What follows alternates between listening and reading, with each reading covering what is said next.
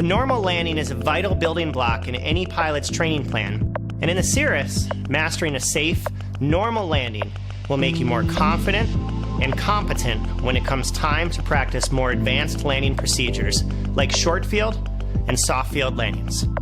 Let's break down the elements of a properly executed normal landing in the Cirrus, step by step.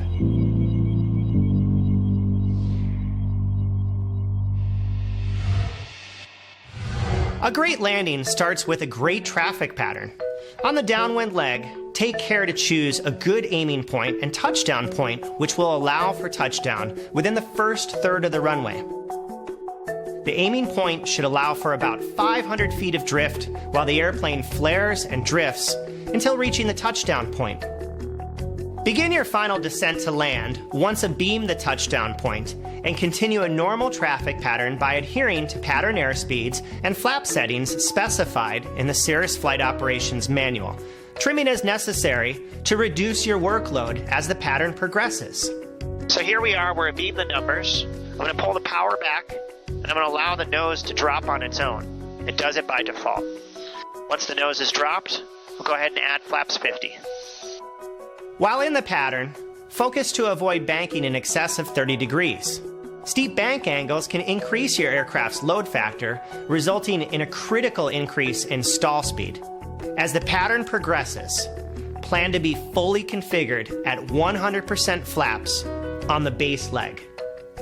On the base, watching my runway outside to make sure I'm not high and I'm not low. I add flaps 100. That'll get my airspeed down to 90. My goal is to turn a 1 mile final with a 500-foot call out in altitude.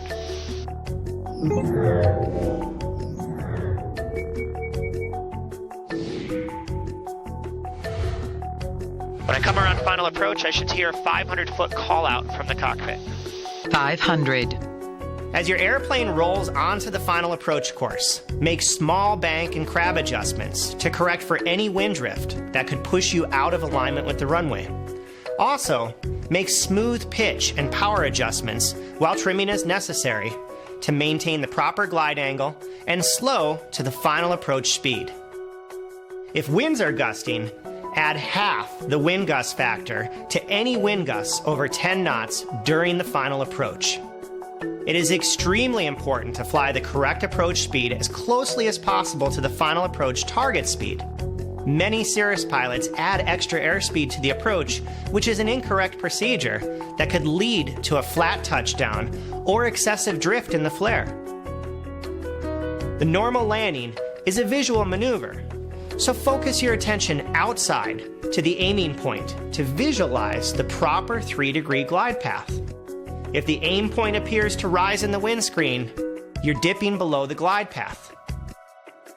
Make coordinated pitch and power changes to keep the aim point stationary while maintaining proper airspeed. Other visual references, such as a PAPI or VASI, can aid in judging that 3-degree angle to the runway.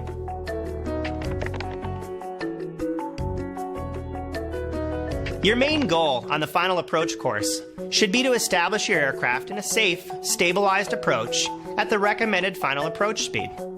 At the very latest, by 500 feet AGL, the aircraft should be at the proper airspeed, plus or minus 5 knots considering the gust factor, on the correct flight path, aligned with the center line, in the correct landing configuration, 100% flaps for a normal landing, power setting appropriate with only slight changes required, and sync rate not abnormal with all vertical guidance stable. If you find that you are not stabilized by 500 feet AGL, or if a safe landing is in doubt, or if something just doesn't feel right, initiate a go-around immediately.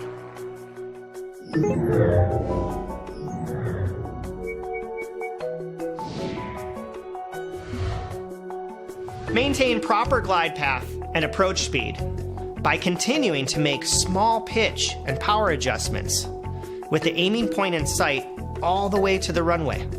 I'm approaching my aiming point. I should be in ground effect at that point. Once your aircraft approaches the aiming point, begin to gradually reduce power and slowly arrest your descent rate with back pressure. The airplane will begin a transition from a nose down to a nose up pitch attitude, similar to a typical pitch attitude experienced during slow flight. The round out, or flare, is all about timing. If you flare too early or quickly, your round out will be high and the airplane may begin to climb. The airplane could stall, which may result in a hard landing.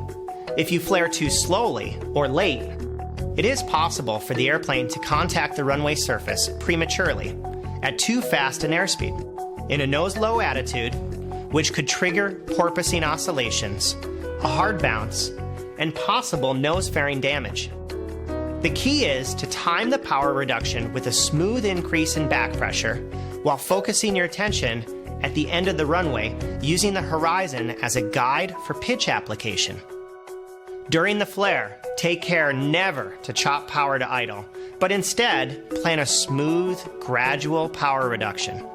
As airspeed bleeds off, elevator control effectiveness will decrease, and so more back pressure will be required to slow your descent rate. Let the airplane settle into ground effect, about a foot off the runway as power is reduced to idle. Hold just enough back pressure without allowing the airplane to climb, and as airspeed continues to decrease and the stall warning horn sounds, the airplane will end its brief float in ground effect and will be ready to touch down softly on the main gear on your pre-selected touchdown point.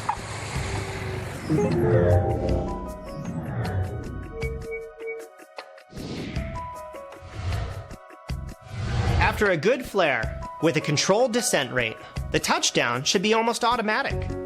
Allow the main wheels to gently touch down first in a nose-high attitude, using the rudder to maintain the longitudinal axis, aligned with the runway centerline.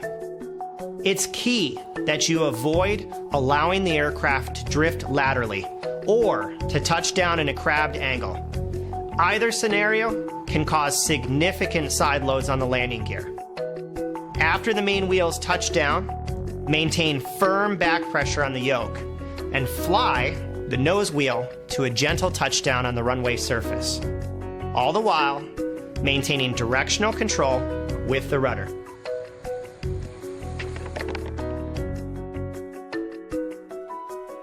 A common misconception among Cirrus pilots is that their Cirrus seems to land flat and that it doesn't allow for much flare. Though it's understandable that pilots may have perceived this during their landing practice, the notion is completely false. Cirrus Aircraft actually touched down at a very similar pitch attitude as most general aviation aircraft.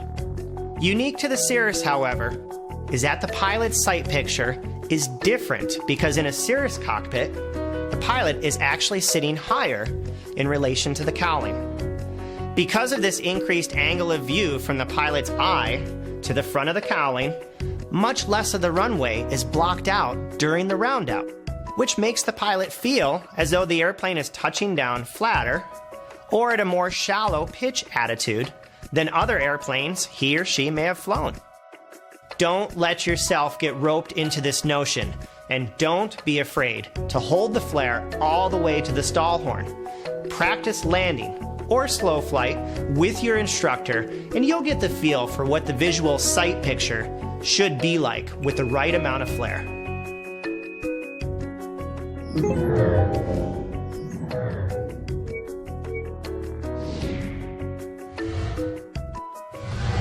After touchdown, continue to hold back pressure on the yoke almost to the stops to allow for effective aerodynamic braking.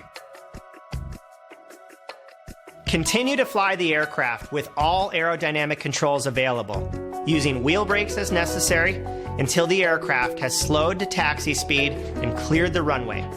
This includes increasing aileron deflection into the wind as airspeed slows and applying enough rudder to maintain runway centerline.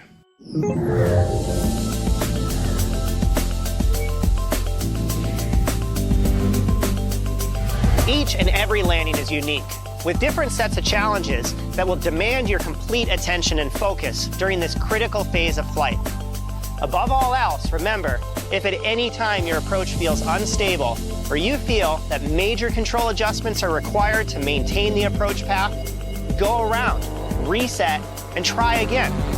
One more minute spent in a traffic pattern is a much better outcome than a bad landing that frightens a passenger, or worse yet, damages an airplane. Cirrus 2 Romeo Juliet, runway 27 clear to land.